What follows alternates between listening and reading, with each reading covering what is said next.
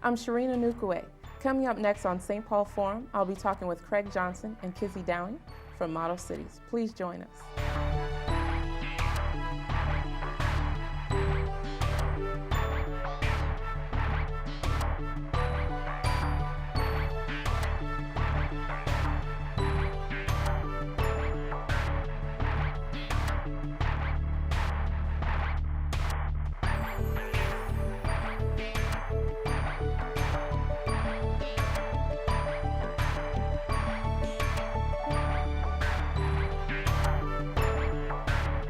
I'm Sherine Onukwuwe, and this is the St. Paul Forum. Today, our in-studio guests are Craig Johnson and Kizzy Downie from Model Cities. Thank you for joining us. Thank you. Thank you. Well, Model Cities is a nonprofit organization here in St. Paul that does social services. It does a multitude of other things. First, let's talk a little bit about your roles with Model Cities. And why don't we start with you, Kizzy? Okay.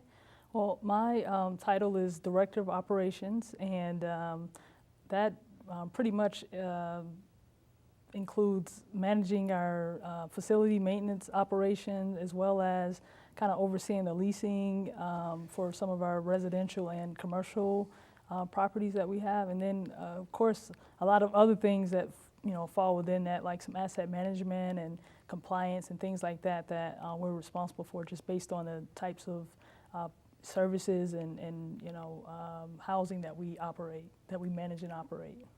Oh, okay. And Craig? Yeah, I'm a project manager at Model Cities, so I'm involved with the development of some of our properties that the organization owns and operates, particularly our commercial and mixed-use projects along University Avenue, and that includes some housing as well.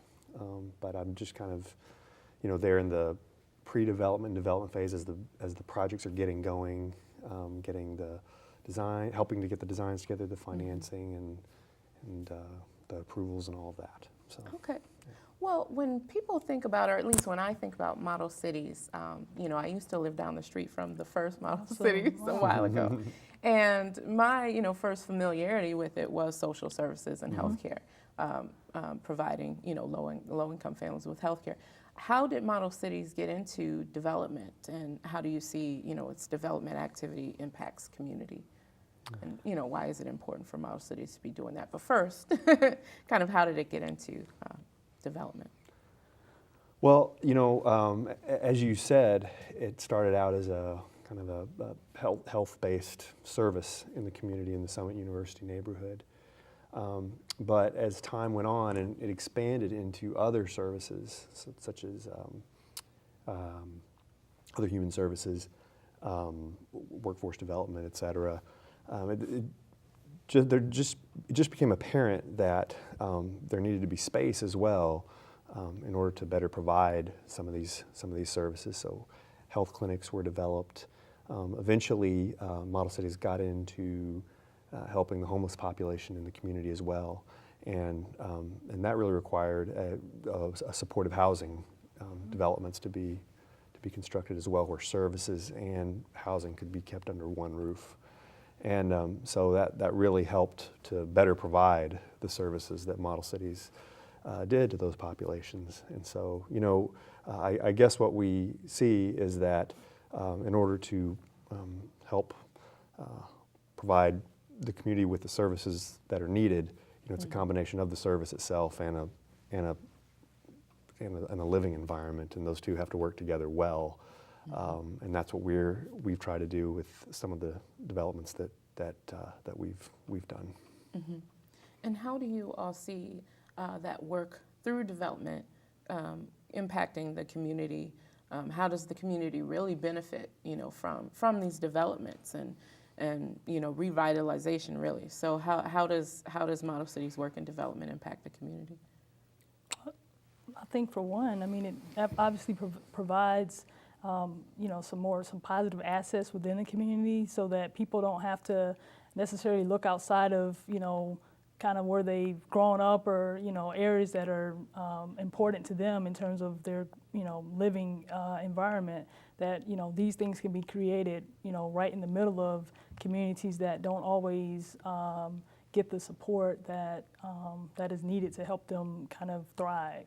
So I do think that, that kind of guides our whole mission in terms of being able to be a part of the revitalization of kind of underserved communities. And so we do see that as a big part of our future is to continue to be, kind of in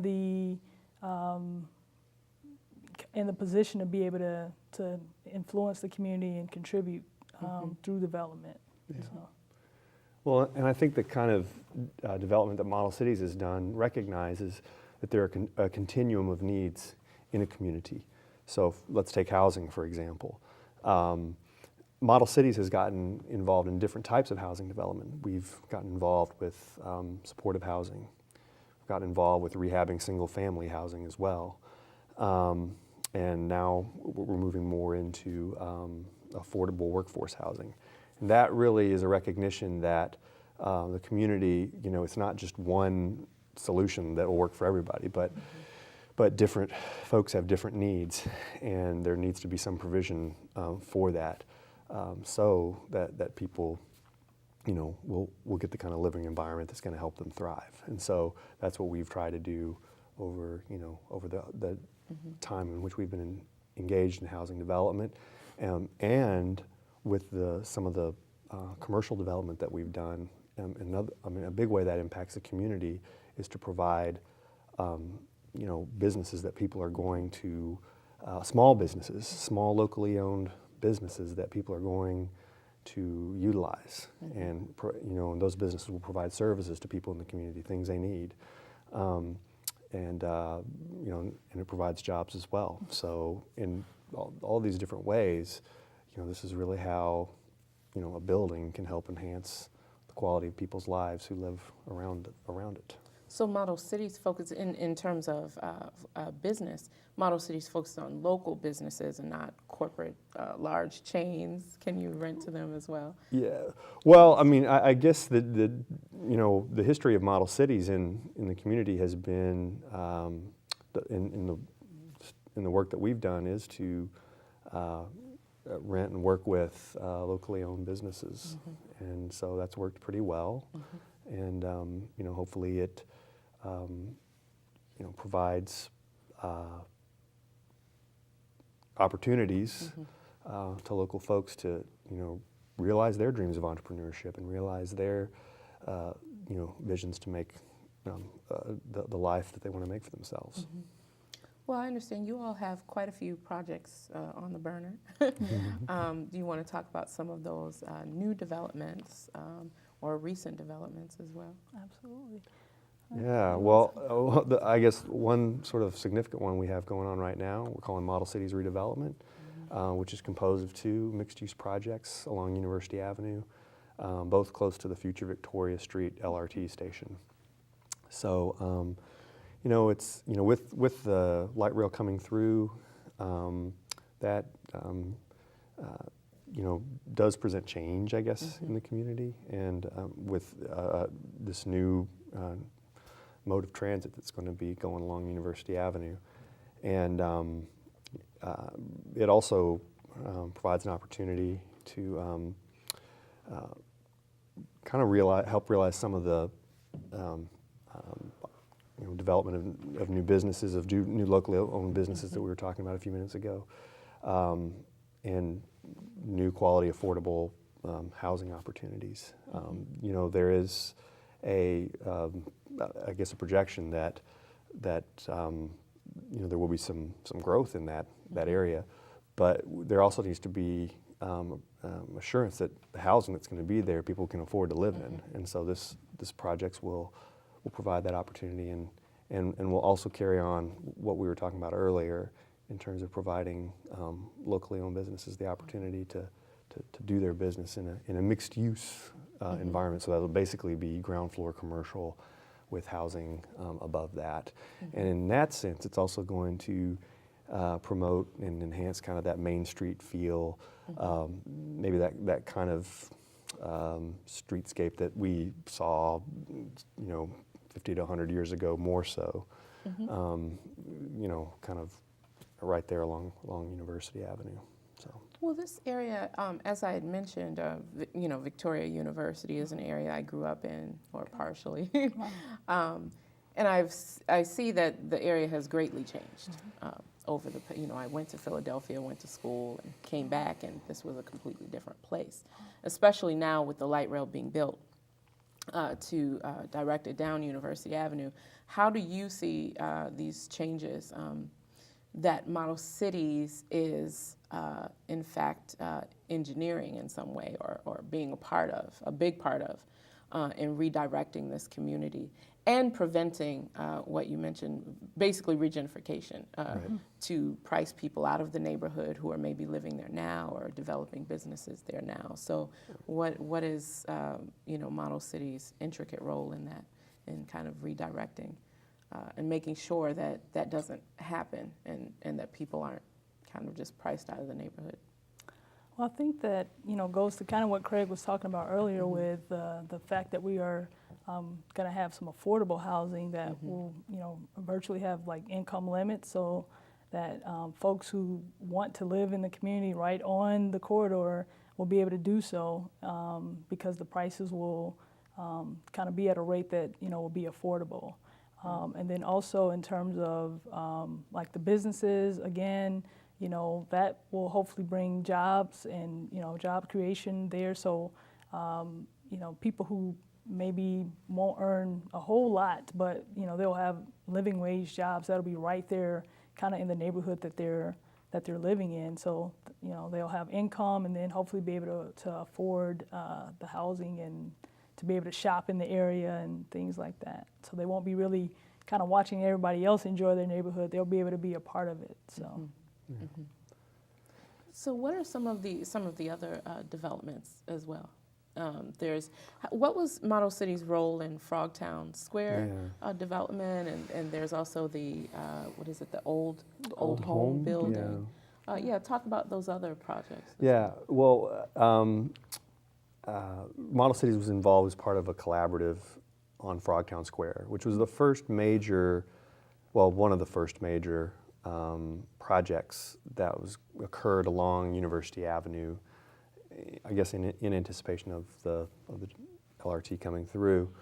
It was partnered with Episcopal Homes, Neighborhood Development Center, Aurora St. Anthony, and Greater Frogtown CDC to do a mixed-use project, not unlike what we're planning to do at Victoria and University, with ground floor commercial, locally owned businesses, and also actually senior housing above that, affordable housing for seniors above that. And so we were a part of that effort to kind of bring the project to fruition, helping to kind of bring the financing together and the concept.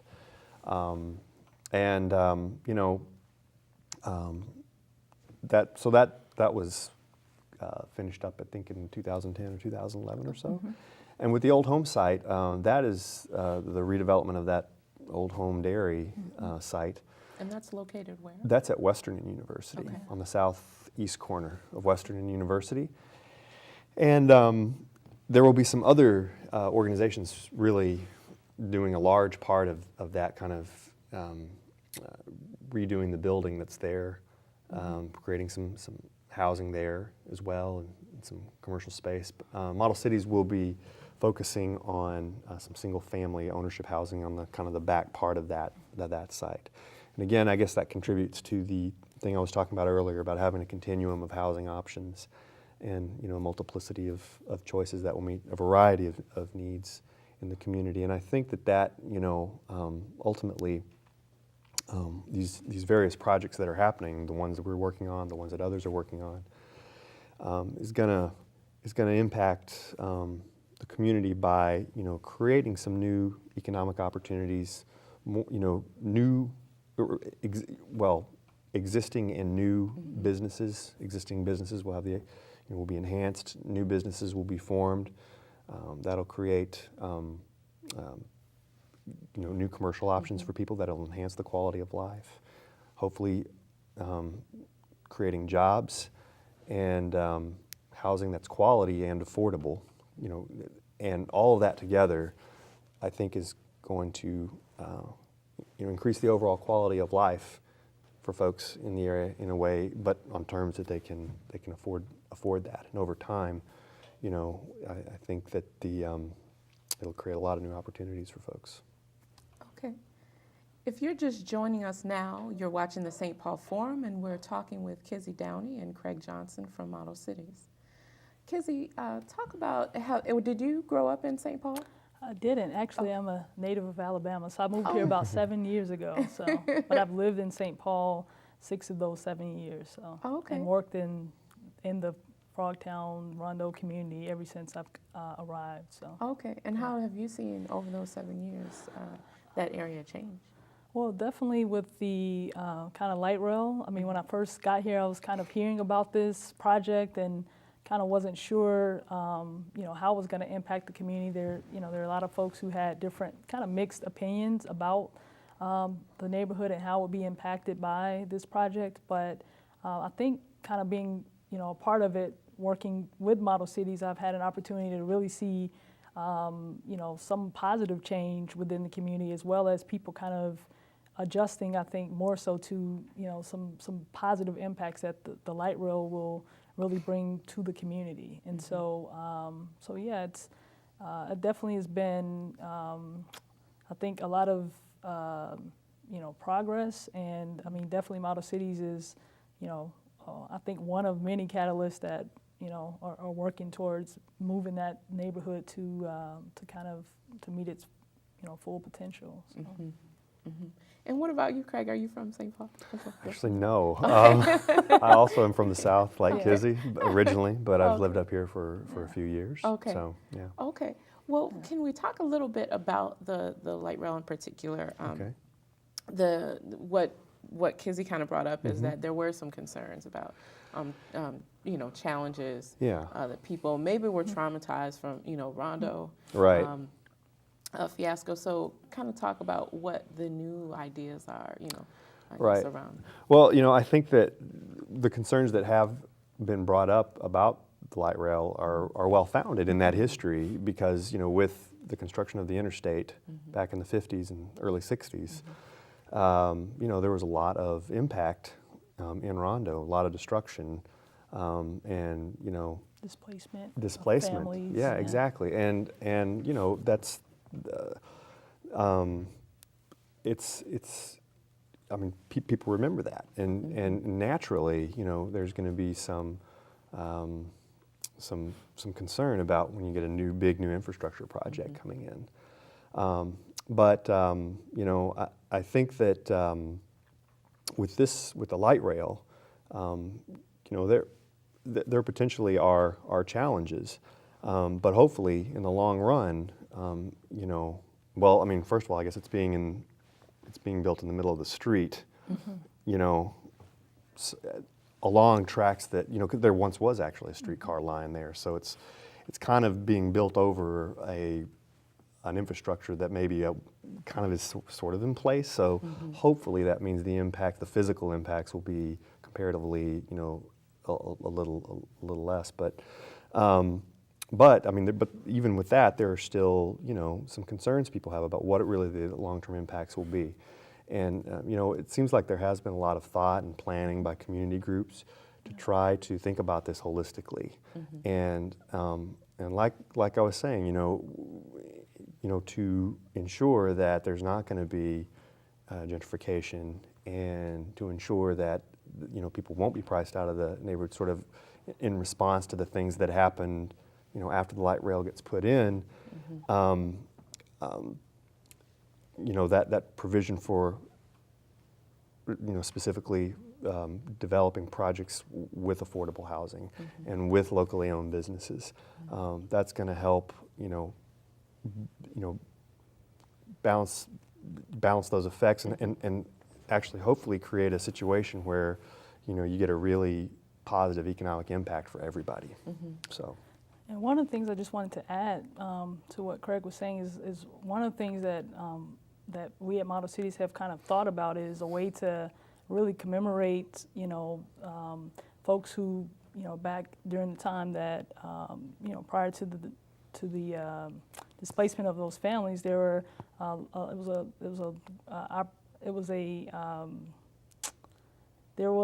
the community was pretty vibrant, and there were a lot of African American families who lived in that neighborhood, and so and some of those folks worked on the railroad. So one of the things that we've kind of made a point to do is to really highlight and commemorate the legacy of African American railroad workers through public art that will be kind of integrated within the project, the Model Cities Redevelopment Project. So kind of that's our way of making sure that we kind of respect the history of the neighborhood, and then also to bring light to the contributions that a lot of these folks made who lived in this community and provided a lot of the economic vibrancy and social networks within the neighborhood. So we're really excited about that piece, and so we're working now to really bring that together.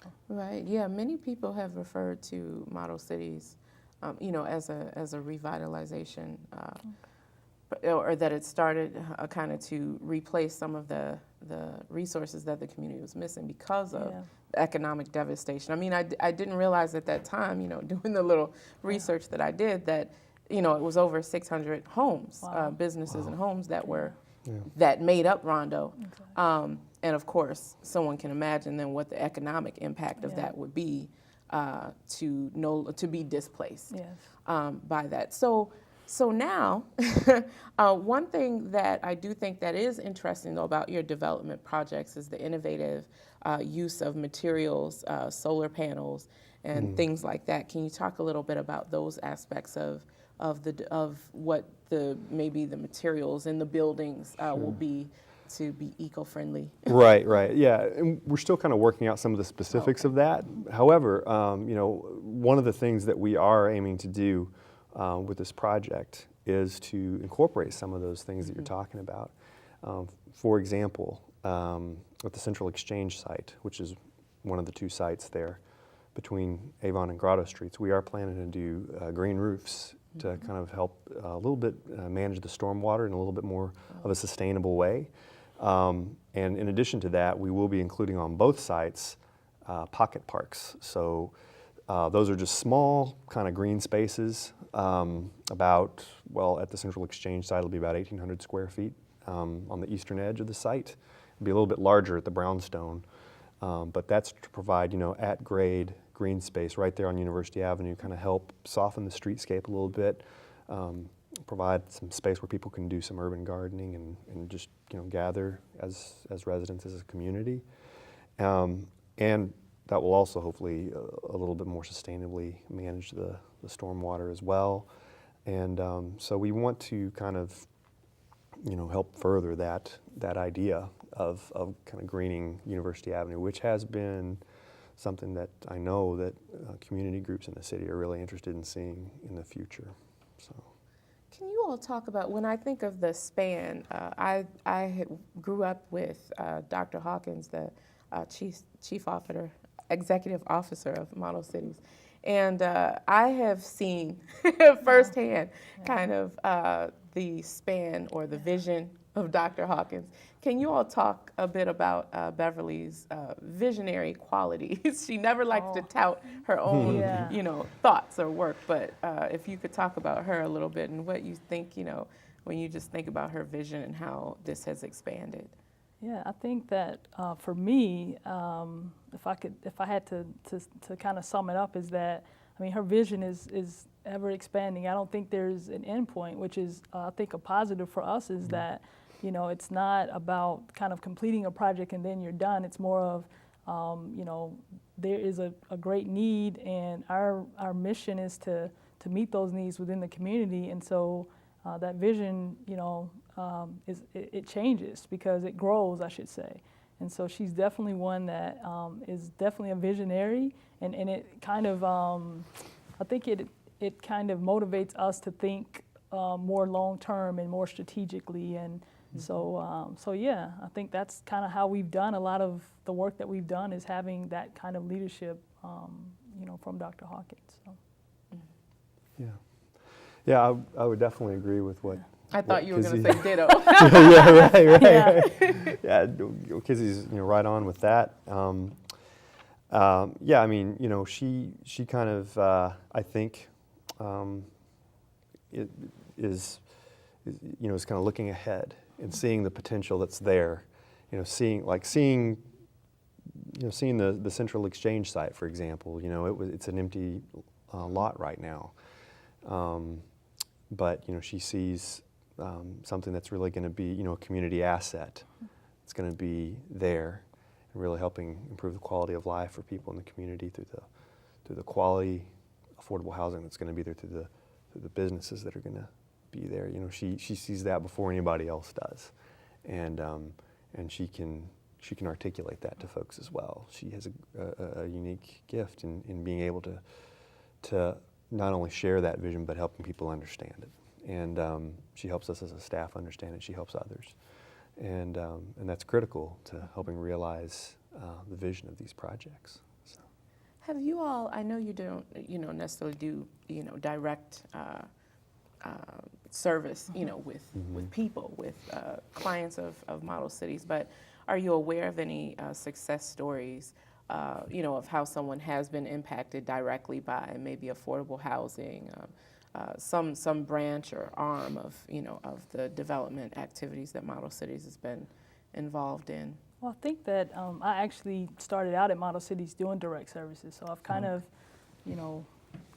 some people might say worked my way up, but to me it's more of, gotten a lot of different kinds of experience through the organization. And so, I mean, I can definitely speak for families that have, gone through our supportive housing programs, seeing them come in with all of these challenges and barriers and, domestic violence, drug addiction, mental illness, homelessness. I mean, those are some pretty heavy things, but to see families come in and, get jobs and, to get the support they need for their families and, get the help they need for managing, their mental health needs and, seeing them move on to more mainstream housing and to not see them come back necessarily through the system has been great. And I mean, there's a lot of stories. I probably couldn't just point to one, but then even so with our MCASA homes program, I know in particular there was a family that kind of recently they went through the program, which